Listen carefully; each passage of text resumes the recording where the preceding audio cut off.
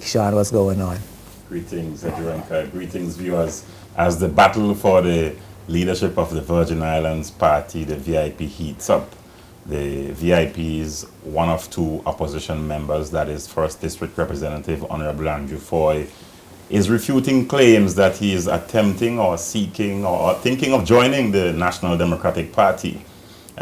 Foy expressed dismay with what he regards as an apparent malicious article written on an online news site, which I won't name at this point. And he is suggesting that that caption, that he is not commenting on reports of joining the NDP, is malicious. It is not true. He's saying that this does not exist, and he has really tried in a very lengthy news article to impress the Virgin Islands electorate that he is still with the Virgin Islands Party. Well, Sean, how do members of the Virgin Islands Party feel about all of the exposure of the seeming divisions in the party and the airing of the dirty laundry in public? Well, while I can't speak for the VIP, I can tell you that it's really an interesting development, because even trying to get in touch with, well, not necessarily Foy, he's always accessible in my mind, and of course from experience, but trying to reach the current chairman of the party is often not so easy. Even today we had an interview with him at a different function, and we asked him the question, are you ready for the September 2nd vote? Of course, the Virgin Islands Party will on September 2nd have their internal elections, that is the Congress for the VIP, and they're going to select officers for all positions, including chairman and PR and secretary and so forth.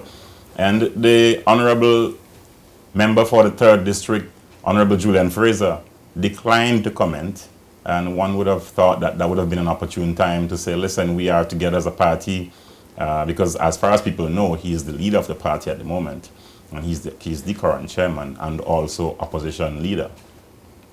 So it's very, very difficult to say what's going on in the VIP camp. Yeah, well, you would have thought that once a leader was elected, that everybody would rally around that leader and not have so much chatter about the divisions and the different views and ideas and hopes and aspirations going on within the party structure. I'm kind of surprised to see the open power struggle going on in the Virgin Islands Party. Do you think that the possibility exists that you would have such a grand old party, one of the old, well, probably the oldest, and perhaps one of the most important parties in terms of development of the country, come to a demise over a power struggle at this late stage in their development? Certainly not. And if you may recall, we discussed statements made by the current chairman, Honorable Fraser, on Virgin Gorda, when they were holding discussions to find a candidate for that district. I remember him saying that the Virgin Islands Party would be stronger, even as the veteran politician Honorable Ralph O'Neill had announced his intended departure from the party. And many people ask the question, how can you be stronger when Honorable Ralph O'Neill is leading? Well, the elections results of 2015 has proven otherwise. And we are now seeing how not strong the VIP is. Of course, in terms of the battle for the leadership, the latest development has come after Honorable Foy met with the Minister for Education and Culture, Honorable Myron Walwyn. And Foy is saying, and one may tend to agree with him, that as an opposition member, it can't be seen as anything wrong to meet with sitting ministers and discuss issues for your constituency so that you can get things done in your constituency. So you're right. It's very difficult to see where the VIP has arrived, and many people, I am thinking, would not have expected that. But certainly how they manage this change process, if there would indeed be a change of leadership come September 2nd, is something worth viewing and paying attention to. Yeah. Well, regarding to make a slight comment, regarding the meeting with Minister Walwyn, it certainly could be said that Minister Foy perhaps have learned his mistake, or learned from his mistake in the previous administration, where the opposition took a much greater adversarial position on government business as opposed to a cooperative position where they should have known that they would need the cooperation of the government to make achievements in their district and in their districts, and perhaps Honorable Foy is taking a different approach this time around to perhaps get him more for his district, especially given the fact that the competition is going to be growing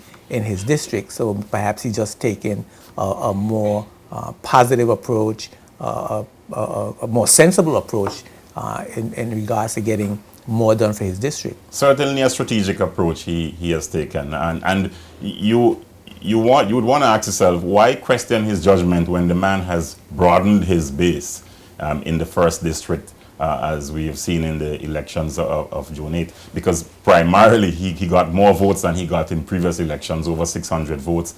And it shows that he's doing something right in that district. And as he pointed out in his press release issued earlier today, Tuesday, he's saying that his committee, that is, if I may quote, his first district committee, and I actually asked him the question, what is going on with the leadership issue and are you prepared? And he said the first district committee, among other persons, are still in heavy discussions and prayers whether he should contest the seat for chairman of the VIP.